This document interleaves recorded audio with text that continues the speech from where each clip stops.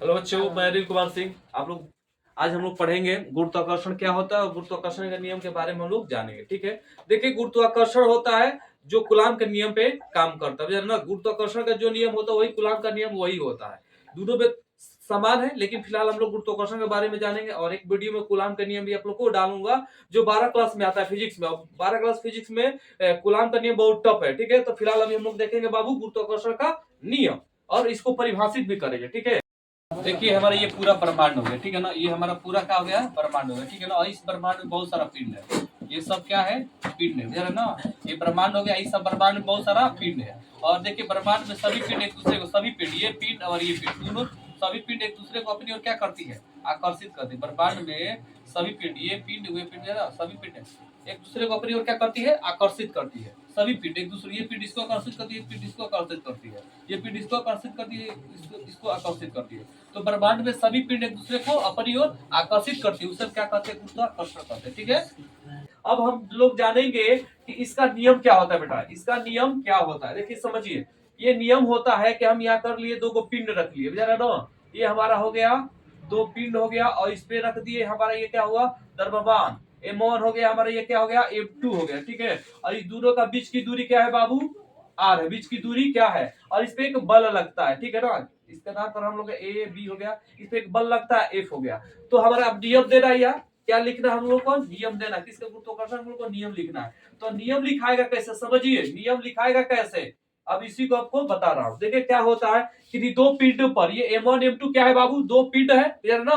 m1 m2 क्या है, दो पिंड है। लेकिन दो पिंडों पर लगता हुआ बल, ये दो पिंड है, दोनों पिंड पर क्या लग रहा है, बल। ये हमारा क्या हो गया, एफ हो गया। दो पिंडों पर लगता हुआ बल इनके गुणनफलों के, इनके गुणनफलों के समानुपाती, m1 m2 क्या है, गुणनफल हो गया, इनके गुणनफलों के समानुपाती। ठीक है ना, इनके गुणनफलों के समानुपाती तथा बीच की दूरी क्या है ना, तथा बीच की दूरी के, बीच की दूरी के, बीच की दूरी के क्या होते हैं, वर्ग के क्या है, आर है तो इसका वर्ग हो जाएगा आर स्क्वायर। तो बीच की दूरी के वर्ग के, ना वर्ग के व्युत्क्रमानुपाती होता है, बीच की दूरी के वर्ग के व्युत्क्रमानुपाती होता है। यही हमारा क्या हो गया, नियम हो गया। ठीक है ना, क्या हो गया, नियम हो गया। अब समझिए फिर से, हम नियम कैसे कहेंगे, किन्हीं दो पिंडों पर लगता हुआ बल, किन्हीं दो पिंडों पर लगता हुआ बल इनके गुणनफल के समानुपाती तथा बीच की दूरी के, बीच की दूरी आर है, बीच की दूरी के वर्ग के व्युत्क्रमानुपाती होता है। ये हो गया हमारा काजी गुरुत्वाकर्षण का नियम हो गया। ठीक है ना, गुरुत्वाकर्षण का नियम हो गया।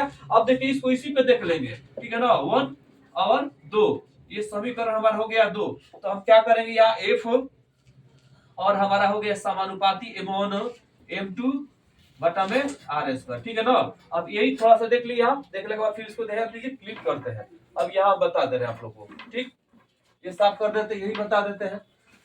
देखिए हमारा क्या हो जाएगा, अब यहाँ जब ये समानुपाती हटता है तो क्या आ जाएगा जी, जब समानुपाती हटेगा तो क्या आ जाएगा, जी आ गया, इस m1 हो गया, m2 हो गया बटा में आर स्क्वायर। ठीक है ना, ये हमारा हो गया, इसका थ्योरी सूत्र हो गया। जहां जहां जी क्या है बाबू, जहां जी एक क्या है, कांस्टेंट है। जी क्या है, एक कांस्टेंट है, जिसको हम लोग बोलते हैं नियतांक कहते हैं। क्या बोलते हैं, जी को नियतांक कहते हैं। ठीक है ना, अब ये हमारा हो गया। देखिए अब इसका हम लोग जानेंगे बीबा, ये क्या होता है। बीबा जाने से पहले एक और चीज हम लोग देखेंगे बाबू, ये फिगर हम लोग क्लियर है। ठीक है, अब इससे ध्यान दीजिएगा और देखेंगे हम लोग।